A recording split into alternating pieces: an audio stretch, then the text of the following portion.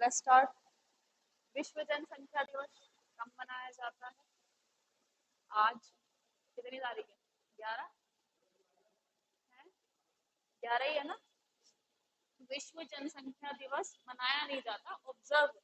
कुछ चीजें ऐसी होती हैं जो अवेयरनेस करने के लिए, लोगों को अवेयर करने के लिए, अवेयरनेस फैलाने के लिए ऑब्जर्व की जाती है। तो विश्व जनसंख्या दिवस जो है 11 जुलाई को यानी कि आज ऑब्जर्व किया जाएगा या जाता है हर साल। ठीक है। अब क्यों किया जाता है? क्योंकि लोगों को अवेयर करने के लिए कि पॉपुलेशन से, इंक्रीजिंग पॉपुलेशन से क्या क्या प्रॉब्लम हो रही है। ठीक है, क्या क्या प्रॉब्लम हो रही है। तो इसके अकॉर्डिंग वर्ल्ड की अब पॉपुलेशन कितनी हो गई है?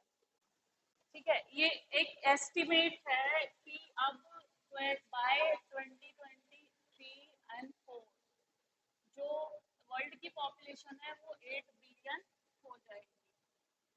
ठीक है। अभी जो इस एस्टिमेट है टिल 2022 दैट इज 7 बिलियन। ये तो पता है ना वर्ल्ड की पॉपुलेशन कितनी है? 7 बिलियन। और अब एस्टिमेट क्या है, कितनी हो जाएगी? 8 बिलियन तक पहुंचने की संभावना है। तो इंक्रीजिंग पॉपुलेशन का क्या क्या इफेक्ट पड़ रहा है, किस किस चीज पे इफेक्ट पड़ रहा है, ये हमने इसमें जानना है। क्यों ऑब्जर्व करते हैं? इसलिए कि हमें ये पता करना है कि इंक्रीजिंग पॉपुलेशन की वजह से नेशन पे और पूरे ग्लोब पे एज अ होल, सब पूरी मतलब पूरी वर्ल्ड पे क्या इफेक्ट पड़ सकता है। तो सबसे जो मेजर इम्पैक्ट है फूड सिक्योरिटी का। ठीक है, फूड सिक्योरिटी कि जैसे जैसे इंक्रीजिंग पॉपुलेशन इंक्रीज हो रही है, फूड शॉर्टेज का जो इशू है वो बढ़ रहा है। Food security. ठीक है। फिर उनके सेटलमेंट का, सेटलमेंट मीन्स कि रहने के लिए कहाँ वो रहें, क्योंकि बहुत सारे रेफ्यूजीज हैं, बहुत सारे माइग्रेंट्स हैं, तो वो अलग अलग कैंप्स में रहते हैं। तो जैसे कि अगर पॉपुलेशन इतनी है, इतनी पॉपुलेशन के लिए हर कंट्री में ये चीज कि कुछ रेफ्यूजीज कहीं और रह रहे हैं, तो उनके रिहेबिलिटेशन के लिए, सेटलमेंट के लिए क्या क्या मीजर अपनाए जाए, फूड सिक्योरिटी के लिए क्या क्या मीजर अपनाए जाए। फिर उसी में एजुकेशन भी आ जाता है, उनका इकोनॉमिक डेवलपमेंट भी आ जाता है, एम्प्लॉयमेंट भी आ जाता है। तो इंक्रीजिंग पॉपुलेशन की वजह से जो हमारे प्लानेट है उसके रिसोर्सेज पे असर पड़ रहा है ना, इफेक्ट पड़ रहा है। तो उसकी वजह से ये 11 जुलाई को डे ऑब्जर्व किया जाता है। कौन ऑब्जर्व करता है? Governing council of United Nation. ये याद रखना कि कौन करता है? यूनाइटेड नेशन की governing council, United Nation development programme की गवर्निंग काउंसिल। और ये 1989 से मनाना स्टार्ट हुआ है। अब इंडिया के लिए क्या प्रॉब्लम है? India is now one of the world most populated country in the world. China को पीछे छोड़ दिया। अब China is not world most populous country, India is world most populous country. ठीक है, सबसे ज्यादा जो पॉपुलेशन है वो इंडिया में है। तो हमारे लिए क्या क्या, हमारे लिए भी सेम वही इशू है भाई, फूड का, फूड सिक्योरिटी। ठीक है, फूड हो गया, शेल्टर हो गया, शेल्टर मीन्स रहने की जगह, वाटर, ये तो बेसिक नीड है, फूड शेल्टर और water. Secure nutritious food, shelter provide कराना, वाटर, वाटर कैसा? Clean water. ठीक है। और इसके अलावा फिर जो और बेसिक नीड है दैट इज हेल्थ, उनकी हेल्थ का ध्यान, हेल्थ का। ठीक है, और एजुकेशन का।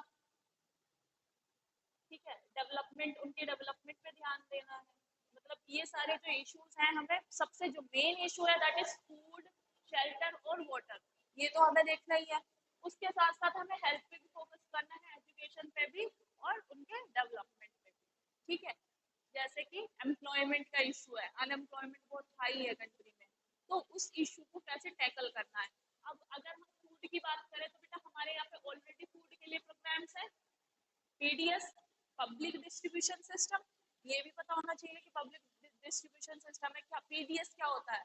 जो ये राशन स्टॉक्स होती हैं, हर मंथ जो राशन मिलता है वो किस कौन से एक्ट के तहत मिलता है? एनएफएस से,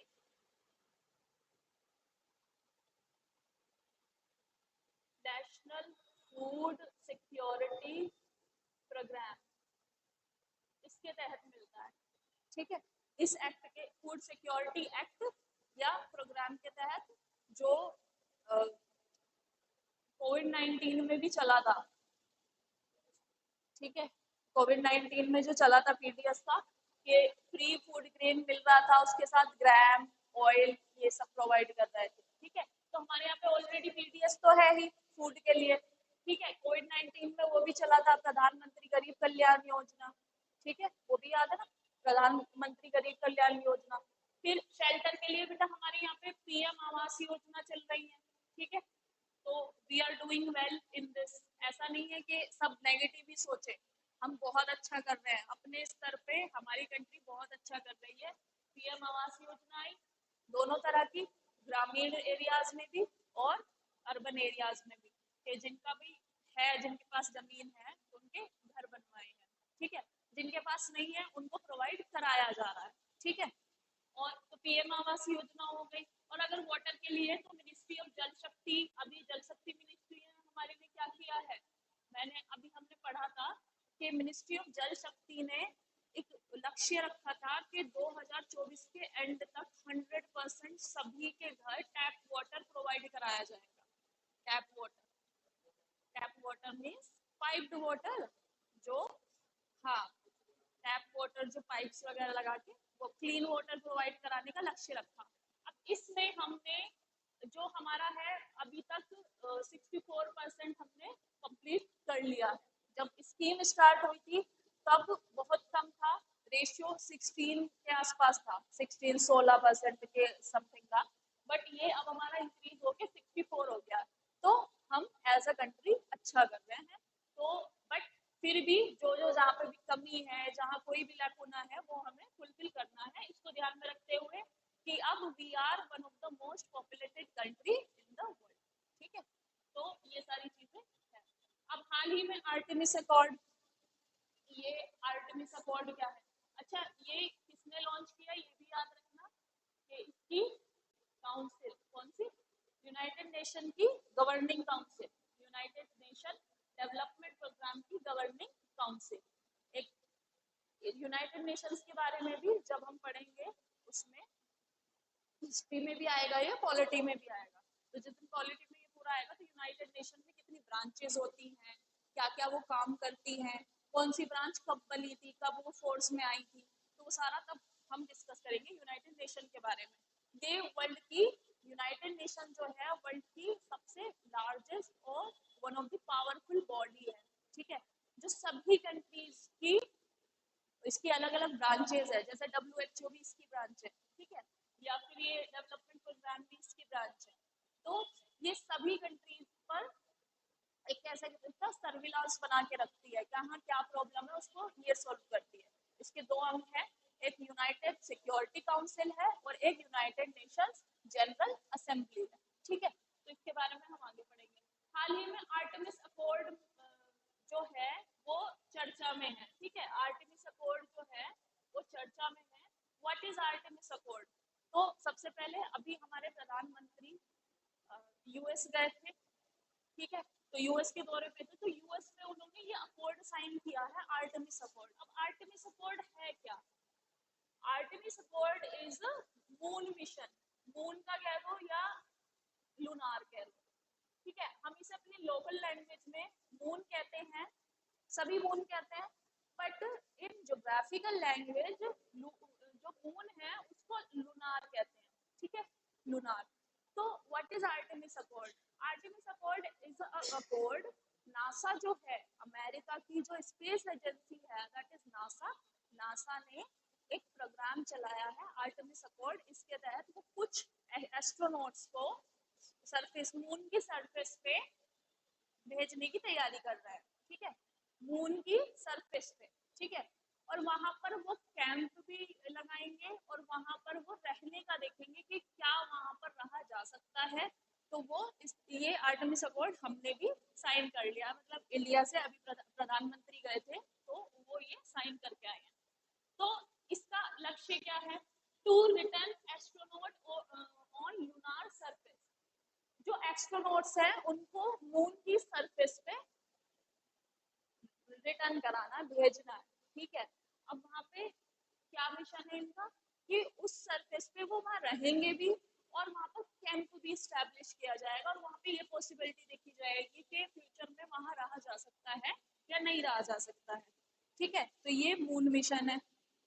अब इसके बारे में थोड़ा सा और बता रही हूँ क्योंकि आर्टेमिस अकॉर्ड पूछ लेंगे और ऐसे ऐसे अकॉर्ड बहुत पूछ लेते हैं ये, जो कुछ इस तरह के क्वेश्चन आते हैं। वहाँ पे स्पेस कैंप बिल्ड करना है, एक तो वहाँ पे रहना है, स्पेस कैंप वहाँ पे बिल्ड करेंगे और उस सरफेस का एक्सप्लोरेशन करेंगे, डीप एक्सप्लोरेशन कि वहाँ पर क्या क्या है, क्या क्या चीजें अवेलेबल हैं, क्या वहाँ पे पॉसिबिलिटी है लाइफ की, वो सारी चीजें, ठीक है। तो ये आर्टेमिस अकॉर्ड अभी बता। आर्टेमिस अकॉर्ड भारत ने किस देश के साथ हस्ताक्षर किया? That is USA. अभी प्रधानमंत्री यही तो साइन करके आए हैं यूएसए में, ठीक है। जब कोई भी किसी विजिट पे जाता है, कोई भी प्रधानमंत्री है तो वो इट डजंट मीन कि वो वहाँ पे सिर्फ घूमने जा रहा है, ट्रैवलिंग के लिए नहीं। इट मीन्स कि हमारी कंट्री से बहुत सारी जो इश्यूज हैं ट्रेड से रिलेटेड या अपनी कंट्री के लिए क्या क्या हमें करना है, अपनी कंट्री के ट्रेड को प्रमोट करना है, तो वो सारी चीजें करके वो वहाँ पे जाते हैं। तो अभी आर्टेमिस अकॉर्ड साइन हुआ है और भी कुछ मुद्दों पे वहाँ पे चर्चा हुई है उनकी, वहाँ के प्रधानमंत्री, वहाँ के प्रेसिडेंट से और सेक्रेटरी वगैरह से, ठीक है। तो और हाँ, ये याद रखना किसका मिशन है? नासा का, ठीक है। नासा क्या है? अमेरिका की स्पेशलाइज स्पेस एजेंसी है, ठीक है।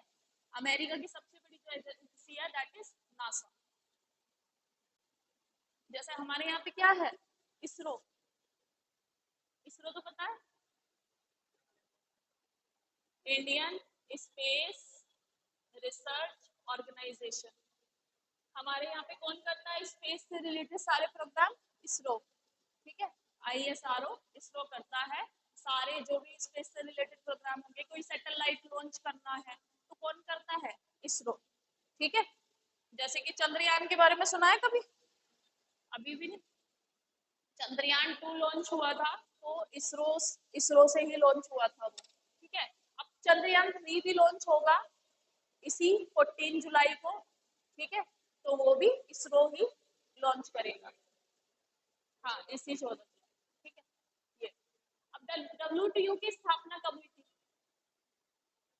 डब्ल्यूटीओ की स्थापना कब हुई थी? What is WTO? WTO is world trade organisation, ठीक है। इसकी स्थापना हुई थी 1 जनवरी 1995 में। इसका हेडक्वार्टर है जिनेवा, स्विट्जरलैंड में, ठीक है। और ये क्या देखता है? जो वर्ल्ड ट्रेड डेवलपमेंट्स है ये वो देखता है। वर्ल्ड में ट्रेड में क्या क्या डेवलपमेंट्स हैं, क्या क्या प्रॉब्लम्स आती है वर्ल्ड ट्रेड की से रिलेटेड इश्यूज और उनका सेटलमेंट देखता है डब्ल्यूटीओ, ठीक है। ये और वर्ल्ड की तकरीबन 98% ट्रेड जो है वो डब्ल्यूटीओ देखता है, ठीक है। क्योंकि इसमें कितने मेंबर हैं? 164 मेंबर, ठीक है। तो वर्ल्ड का 98% जो ट्रेड है वो डब्ल्यूटीओ देखता है अलग अलग कंट्रीज के। कुछ कंट्री को फ्री ट्रेड भी प्रोवाइड कराता है, ठीक है। कुछ एग्रीमेंट्स रहते हैं। अगर किसी कंट्री के बीच ट्रेड को लेके कोई भी झगड़ा है किसी भी तरह का, जैसे डिस्प्यूट हो जाता है, ठीक है, तो वो डिस्प्यूट भी ये सेटल करती है। इसकी डिस्प्यूट सेटलमेंट सिस्टम है एक, वो डिस्प्यूट रिजॉल्व कर देती है, ठीक है। जैसे कि इंडिया का यूएस के साथ कुछ चीजों को लेकर इश्यूज चल रहे थे, ठीक है।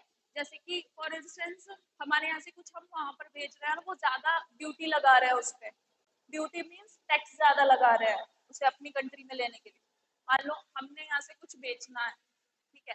फॉर इंस्टेंस फार्मर की कोई एग्रीकल्चर प्रोड्यूस है, वो हमें वहां पे भेजनी है जो उनके यहाँ पे अवेलेबल नहीं है, और हम यहाँ से उन्हें बेच रहे हैं लेकिन वो उसे अपनी अपनी कंट्री में लेने के लिए हम पे एक्स्ट्रा चार्ज लगा रहे हैं, तो वो हमारे लिए इश्यू बन जाता है। अपने मार्केट से ज्यादा का अगर हमारे पे टैक्स लगाएंगे तो हमारा तो बिजनेस घाटे में जाएगा। मतलब जो हमारा ट्रेड है that is in the disadvantage side, हमारा तो नुकसान है ना।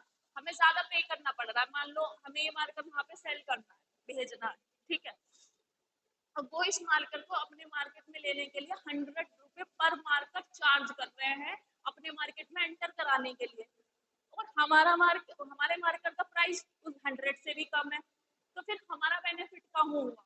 ठीक है, तो कोई भी अगर गुड हमारा उधर जाता है और वो उस पे मार्केट की प्राइस से हमारी उसकी वैल्यू के भी से भी ज्यादा का अगर चार्ज कर देते हैं, ड्यूटी कहते हैं उसे, ठीक है, trade duty, excise duty, custom duty, ये तो सुना होगा, वो ड्यूटी होती है, तो वो अगर वो चार्ज कर रहे हैं तो उससे हमारा नुकसान है। तो डब्ल्यूटीओ क्या करता है, वो सारे मैटर देखता है कि कहाँ क्या हो रहा है, कुछ अनफेयर तो नहीं हो रहा, तो वो इसे रिजोल्व करता है, वर्ल्ड ट्रेड ऑर्गेनाइजेशन। और याद रखना 1 जनवरी 1995 में बना था, हेडक्वार्टर जेनेवा स्विट्जरलैंड में है, और कितने सदस्य हैं इसमें? 164। ठीक है, अब ये एक ऐप आया है सर्फ ऐप, किस राज्य ने अभी वो क्या है, तो जैसे कि नाम है इसका सर्फ, सर्प मीन्स क्या होता है, किसे कहते हैं सर्प? सर्प, सर्प स्नेक, व्हाट? सांप, हमारी लैंग्वेज में स्नेक, ठीक है।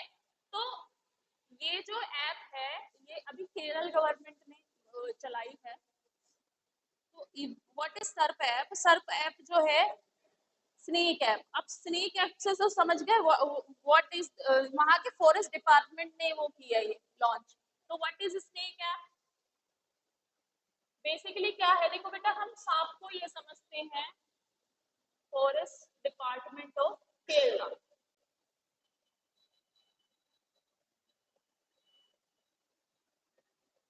देखो जो स्नेक होते हैं वो फार्मर्स के फ्रेंड होते हैं, ठीक है।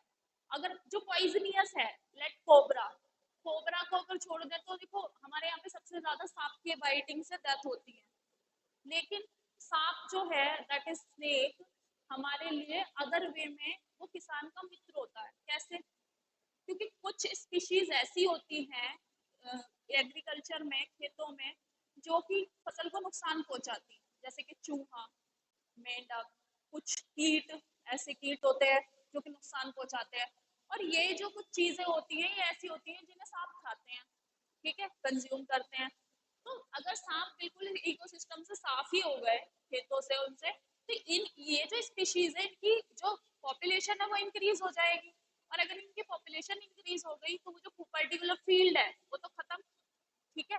अगर जैसे लेट चूहों का एग्जांपल लो, जो माउस होता है खेतों वाला, वो बड़ा होता है, it is bigger in size, और वो बहुत ज्यादा चीजें खा सकता है, फसल बर्बाद करते थे वो। जो पौधा होता है, ये पौधे को ही नहीं उगने देते। अगर तुम बीज बो दिया, कोई फसल है, तुमने बीज वाली फसल बोई है, तो बीज गायब। तो ये जो चीजें हैं, सांप हमारे लिए इसलिए इम्पोर्टेंट है, किसान के लिए और पूरे इकोसिस्टम के लिए इम्पोर्टेंट है। हर चीज की जो है नेचर ने एक ऐसी वैल्यू बनाई है इकोसिस्टम में कि हर चीज की हमें नीड है। हम ये कहते हैं कि सब सारे सांप ये स्नेक खत्म कर दो तो उनकी पॉपुलेशन बढ़ जाएगी। जो पॉपुलेशन, सांप तो खाता नहीं है ना कुछ बीज वगैरह फसल, वो तो वो होता है ना, कार्निवोरस होता है। कार्निवोरस उसे कहते हैं जो मांसाहारी होते हैं। हर्बीवोरस जो एनिमल होते हैं वो होते हैं जो शाकाहारी। एक होते हैं डिकम्पोजर, डिकम्पोजर होते हैं या डेट्रिटस जो डेड मटेरियल को खाते हैं, ये उस पे कंज्यूम करते हैं। तो स्नेक जो है ये हर्बीवोरस तो है नहीं, कार्निवोरस है। तो ये क्या करता है, इकोसिस्टम में उन स्पीशीज को साफ कर देता है जो स्पीशीज फसल को नुकसान पहुंचाती है।